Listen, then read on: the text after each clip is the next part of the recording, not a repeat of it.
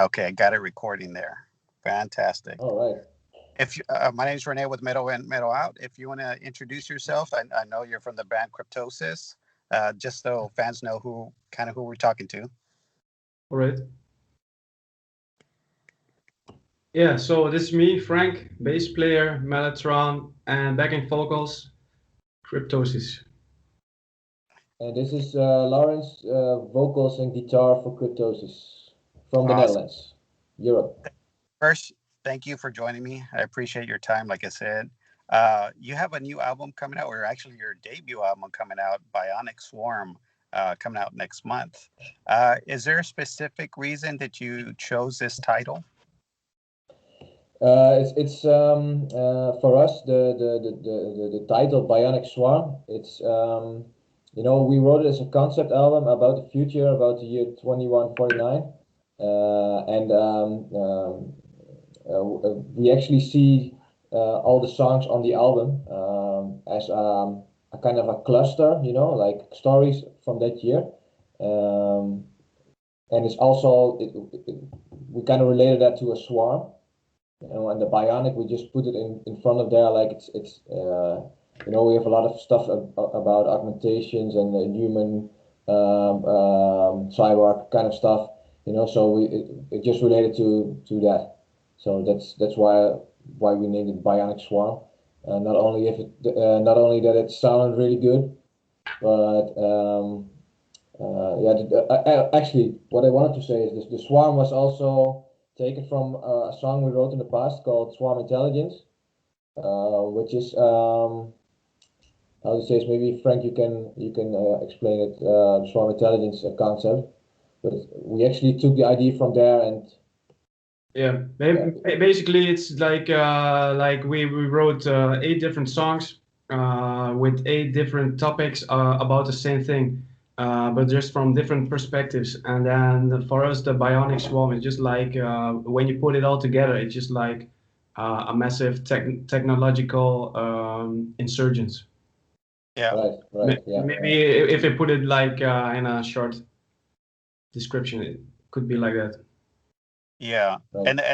and kind of see where that's heading. I mean, it's also kind of you see it with how technology is right now, how it's kind of taking over everything, and we can, it's hard to imagine a world without technology. So it's good, but it's also bad, and like where it can be enslaving.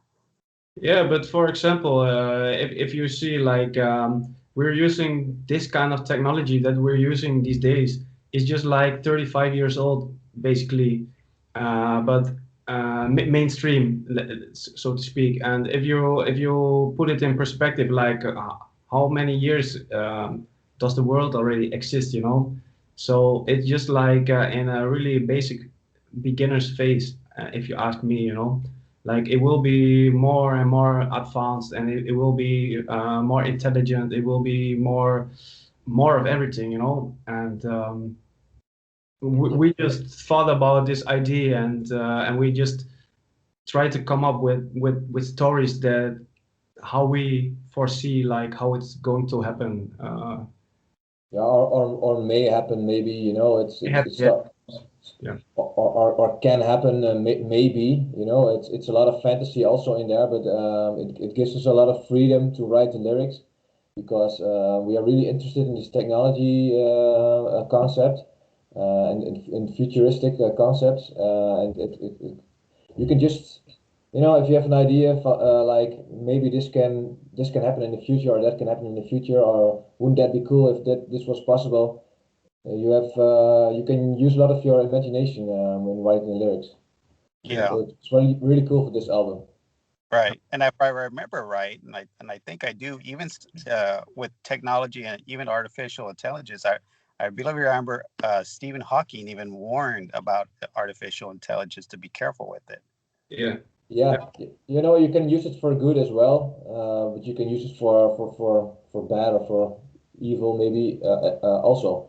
It's always a two-sided blade, or Yeah. how do you call this? Cuts on both sides. So Yeah, sure does. yeah. So you also just released another single, Transcendence, that came out last week. So how did that idea come out to make the video that way? Well, basically, we just got offered a lyric video from Century Media, but then we thought like we shot like many videos about of us playing all the songs on the album because we want to do something special with it for maybe for a live stream or for a concert or whatever. And then we thought like let's include these include these visuals and make it like really tech like let's say let's give it a really big technology vibe, you know, like with a lot of glitches and just like one-sided colors. Yeah, right. Yeah, and I think at the end it fitted the concept perfectly. Yeah. And yeah, we're really happy that Century Media actually offered this to us and also paid for it. So that's really nice. Yeah. It's very good. Heck yeah, for sure. Now you were saying this concept album and how all the songs tied together.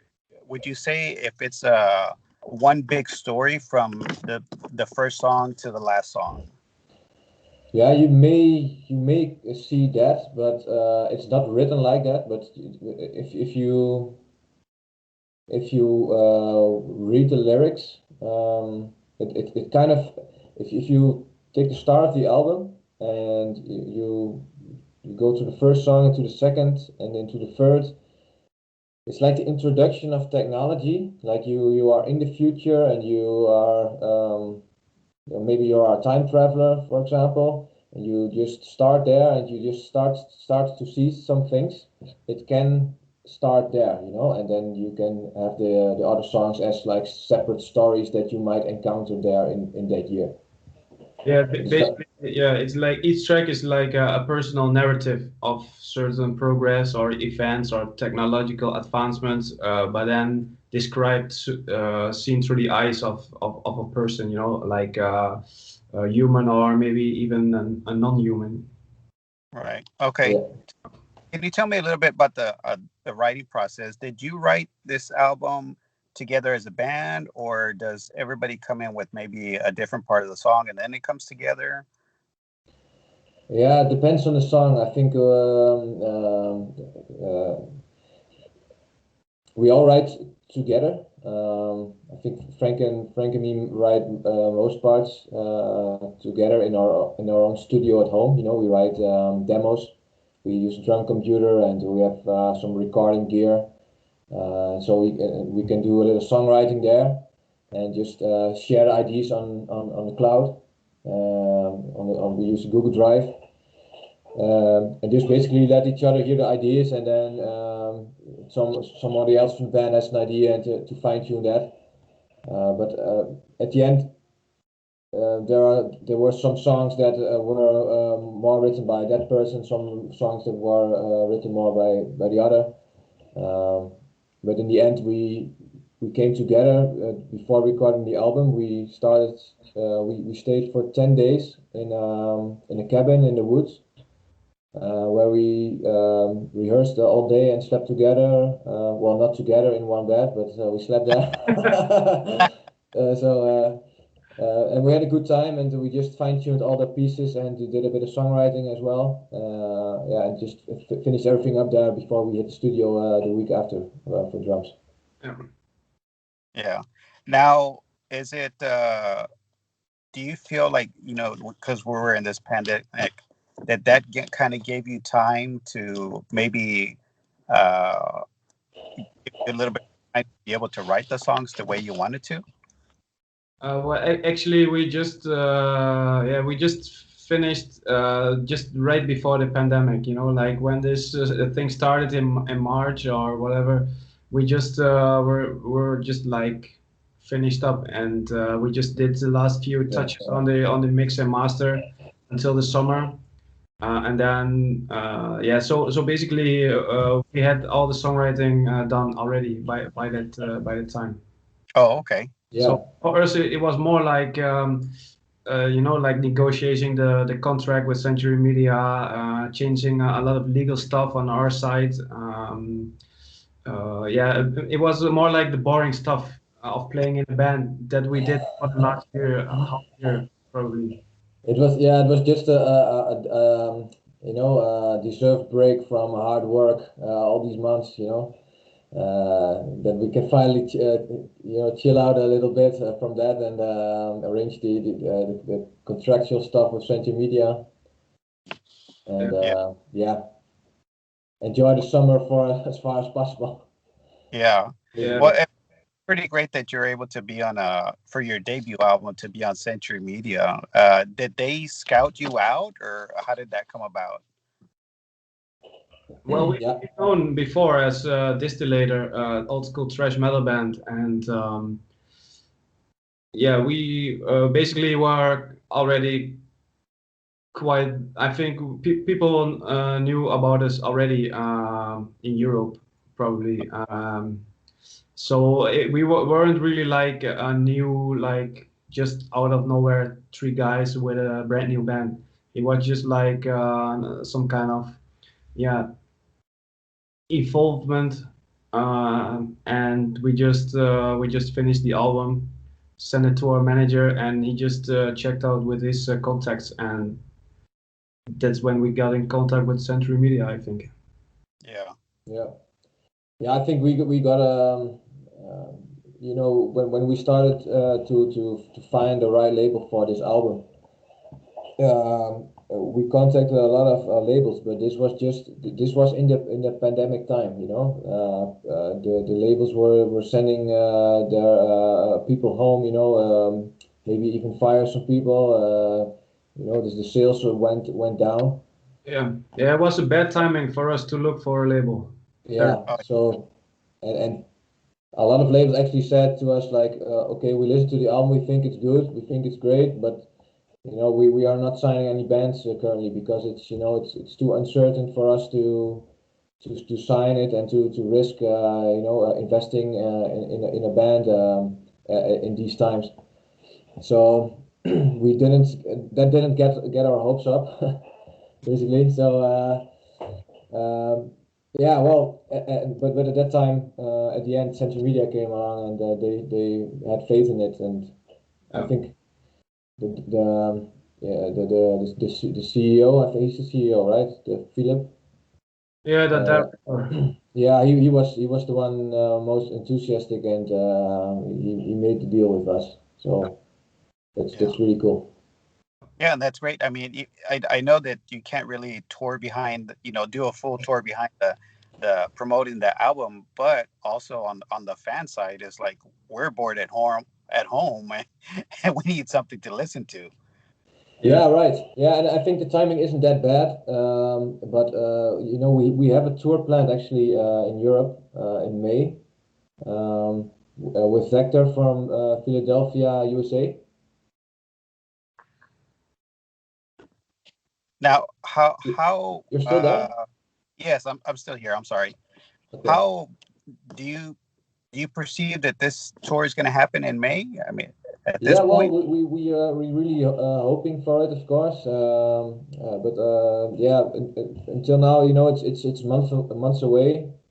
Anything can happen in between, and yeah, we are still going for it, and we hope to promote our album that way. And we have a really cool routing. We have 10 countries in Europe, 3.5 weeks, I think. Yeah. So that's. Yeah, we're really looking forward to it. Yeah. We hope it will go through. Yeah. Now, do you know if the venues that you're playing at are going to be at limited capacity?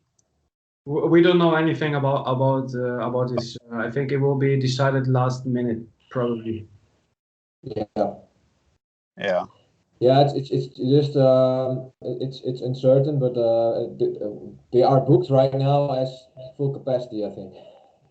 Yeah. I hope. But that's good though, too. Yeah, and people want to go to the shows, they will come, and maybe it's maybe it will happen at the break point that it can happen again, and if it is, then all shows will be sold out, I think. Yeah. Yeah.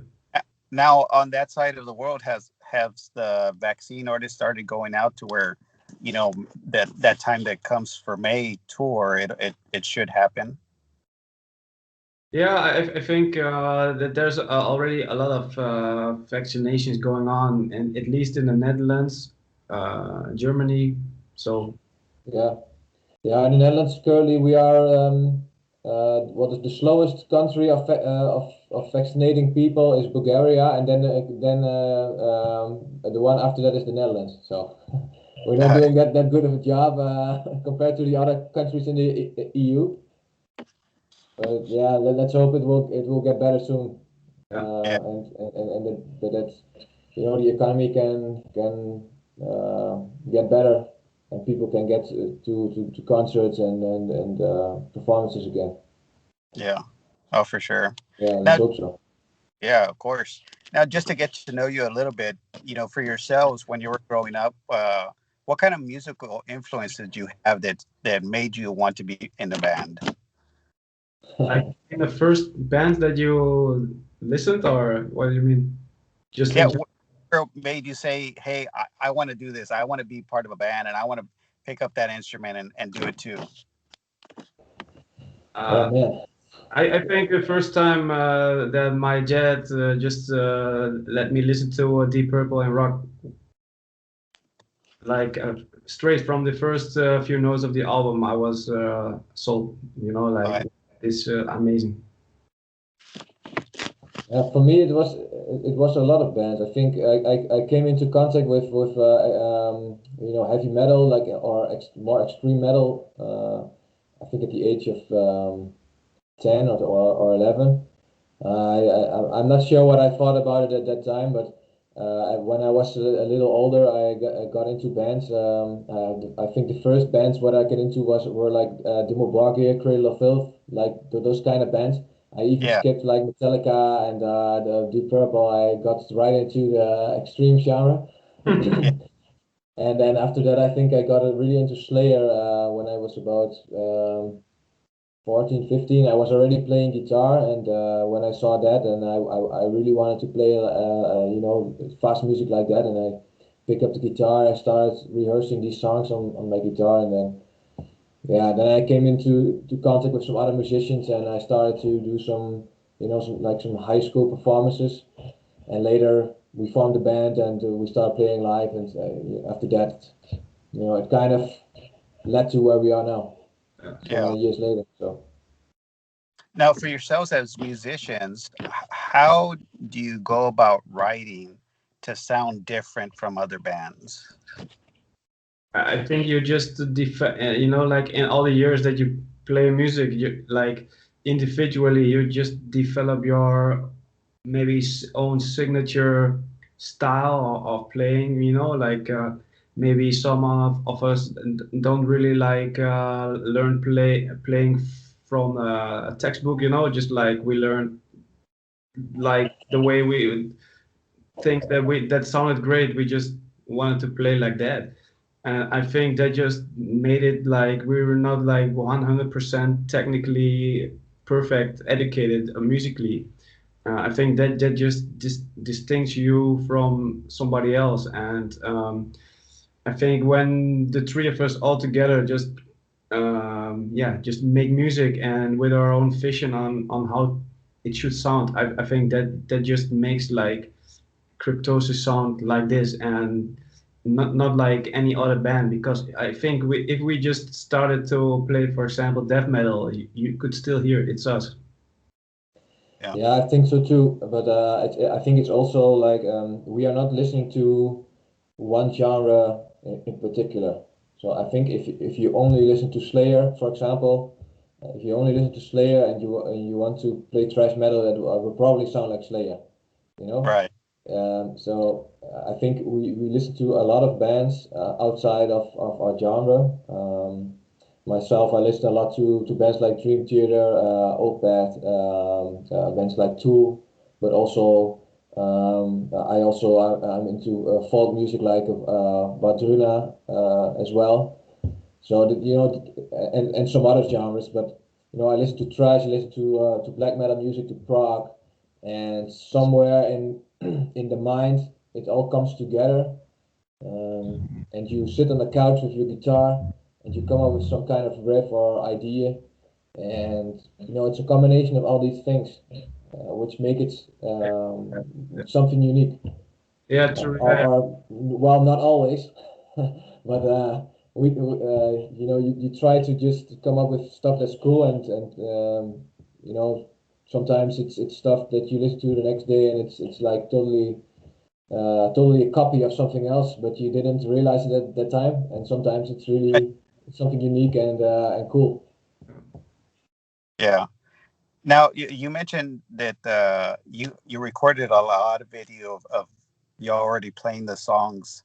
Is this something that you may release, like you were mentioning, as a maybe kind of like a stream concert, or maybe you're thinking of doing like a live stream when the album comes out?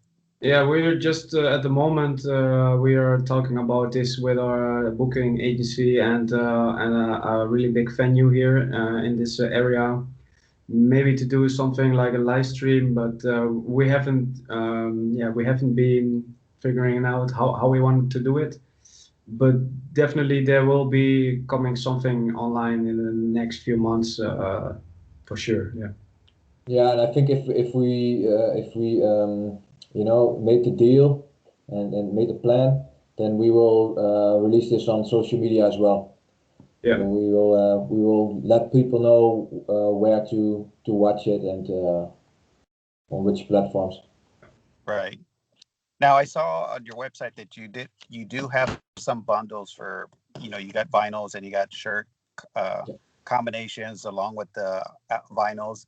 Is there going to be any chances of maybe having some of those items signed, like a signed bundle or anything exclusive like that? Yeah, I think if you want to get something signed, or you want to order an album and with some autographs on it, or whatever, you can just we have a box in the end. If you make the order, you can just write a comment and you can ask for this, and we will do it. It's no problem. Yeah. Yeah, we're happy to do it actually. Yeah. Because I know there's a lot of people that, when they collect something, when they collect the vinyls that are, exclusive, limited, they're, of course, sometimes they want those things signed. Yeah. But we Yeah, don't. it happens a lot of times that people want to get something signed, and we don't do it on all the items. But if people ask for it, we will do it. Yeah.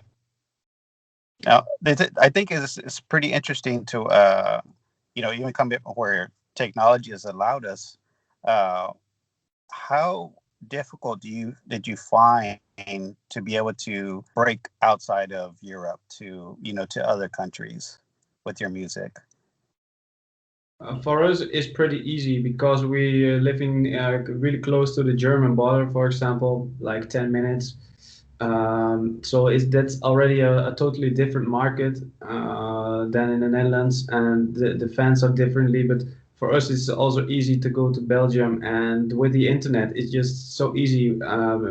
Because I think a few years ago we were just three guys that nobody ever heard of. We just released an album and some YouTube channel.